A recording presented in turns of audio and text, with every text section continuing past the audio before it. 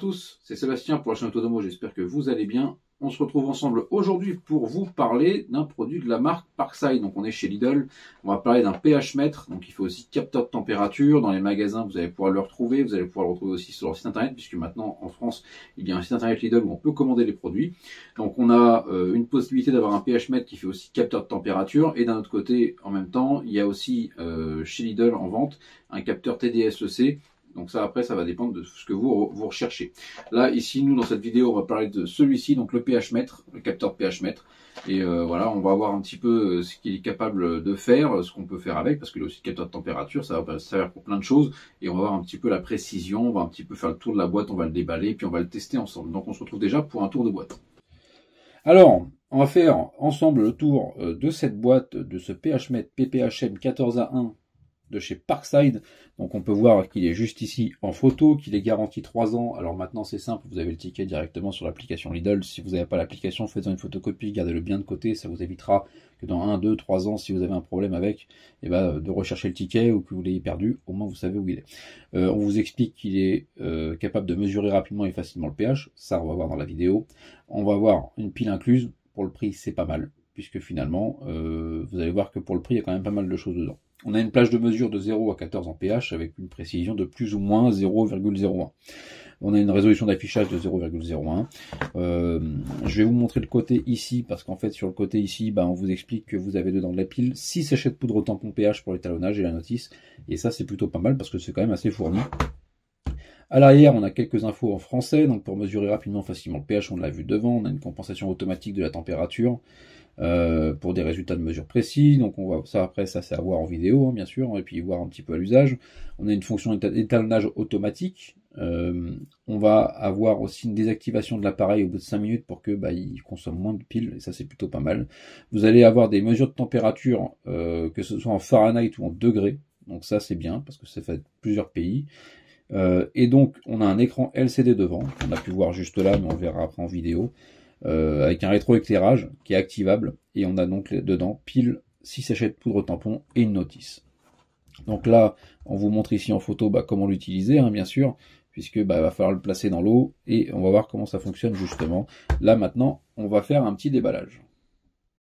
Alors j'ai déjà ouvert le dessus pour que ce soit plus simple. Donc là hop, on sort notre pH mètre, hop, on a la notice, la pile, donc c'est une pile, c'est une CR2032, donc comme ça au moins si demain vous avez à en racheter, vous savez où il y en a, et où ça se trouve. Ça se trouve dans un magasin avec un A par exemple, et vous le trouvez pour pas très cher, et après vous le trouvez aussi sur Amazon.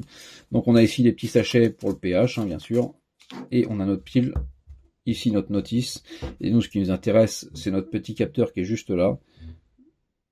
Donc je vous le montre de plus près.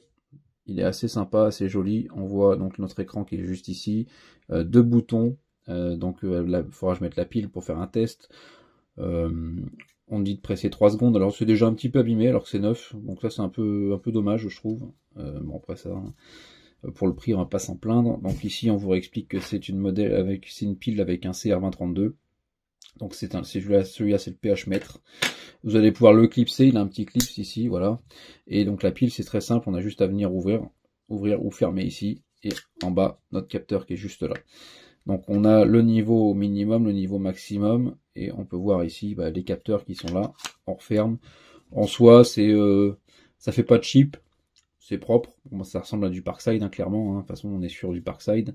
Mais bon, on va faire maintenant l'essai, on va voir un petit peu avec la pile comment ça fonctionne. Dans la piscine par exemple, pour faire un relevé de pH et un relevé de température.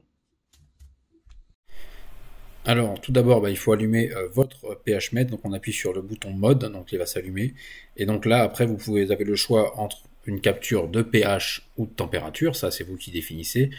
Par contre il faut laisser quelques temps dans l'eau avec le niveau minimum ou maximum entre les deux, au maxi, mais en gros il faut attendre que la température ou le pH se fige.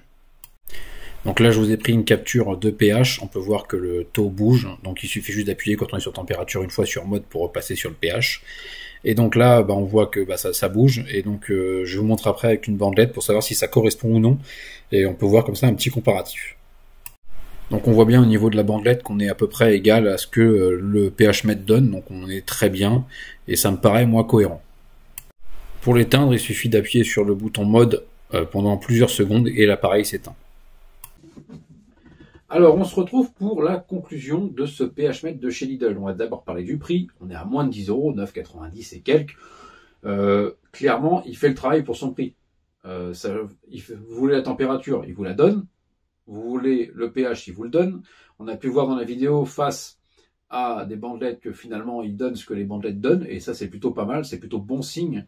Alors à voir dans le temps, effectivement, je vous dis pas que dans un an, etc., il sera toujours pareil, il est garanti 3 ans de toute façon, mais à savoir que à la première utilisation, il faut le calibrer. Si vous ne le calibrez pas, vous n'aurez pas forcément les bonnes mesures. Et c'est pareil, après une longue utilisation, il va falloir faire un calibrage. Et ça, c'est pour ça que vous avez les solutions qui sont fournies avec. Petite aussi astuce, et c'est à faire, votre produit, il n'est pas étanche. Il est IP20 sur le haut, IP67 sur le bas, sur la partie des capteurs. En fait, en gros, quand vous faites une capture de pH ou la capture de température, la solution, c'est de prendre un verre. Et c'est bien écrit dans la notice, on prend un verre et on vient mettre notre capteur dedans. On a le niveau maxi et le niveau mini, on se met entre les deux ou un petit peu en dessous du max. Et on vient faire notre prise de température ou notre prise de capture de pH. Et comme ça, au moins, vous n'allez pas le noyer. Parce que si vous le trempez complètement, il est foutu. Clairement, c'est l'IP20. Vous le jetez directement à la poubelle et c'est pas le but. Donc voilà, pensez bien à l'astuce du verre, c'est bien écrit dans la notice. Et pensez bien aussi à le calibrer. Donc ça, en début d'usage, donc là, première fois qu'on l'achète, vous avez tout ce qui est bien écrit dans la notice et ça, c'est plutôt intéressant. Ce qu'on aurait pu apprécier, c'est qu'il soit totalement étanche, mais ça, c'est pas grave. Finalement, pour le prix, on sait ce qu'on a. Donc, si vous avez des questions sur le produit, n'hésitez pas. Et je vous dis à bientôt sur la chaîne Autodomo.